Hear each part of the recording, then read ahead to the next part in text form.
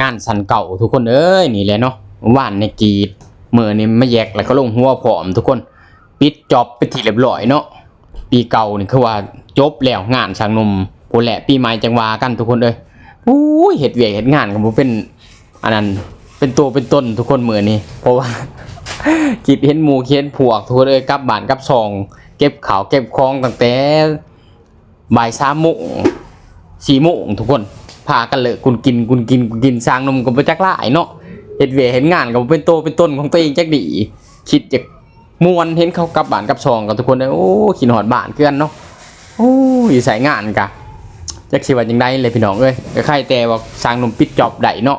สันเก่าจบไปทีเรียบร้อยทุกคนเอ้ยโอ้ยอีหละไอ้เลือเนาะเฮ็ดงานก็คือว่าแหละบ่เป็นมุกเป็นใจเหมือนกันเห็นเขากลับก็โอ้ยอีดกอีดองน้ำเขาทุกคนเลยเพราะว่าพักพวกทีมงานสร้างนมนี่มีแต่คนไทยเด้อคนลาวก็คือข่อยกับเมียแหละสร้างนมกับเมียเนาะเป็นคนลาวเท่านั้นทุกคนเลยโอ้ยมื้อนี้เอาจังได๋ก็ขอให้เดินทางปลอดภัยเนาะปีใหม่โศกมานลำรวยหังมีดีใดเด้อปีเก่าผ่านไปปีใหม่ก็เก่าเข้ามาแล้วทุกคนให้หังให้มีแต่แนวใดแนวดีได้บาดนี้เนาะหาเงินหาค่ำก็จวดจาดเด้อบ่ว่าสิอวยพรให้แต่หมู่แต่พวกทุกคนนั่นแหละให้หังให้มีสร้างนมก็หังก็มีคือกันได้ทุกคนบ่แม่นว่าสิอวยพรให้แต่หมู่เนาะ เอาบัดนี้ปีหน้าพาใหม่พุ่นละจะได้พอกันใหม่ทุกคนเอ้ย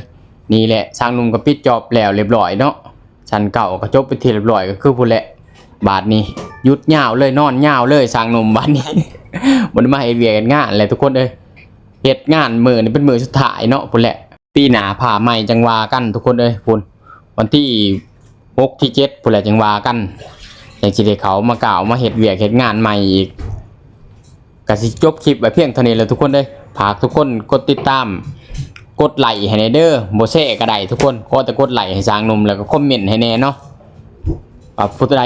กับทางใดกับทางใดแน่มีไผแน่กับทางลาวแน่เนาะ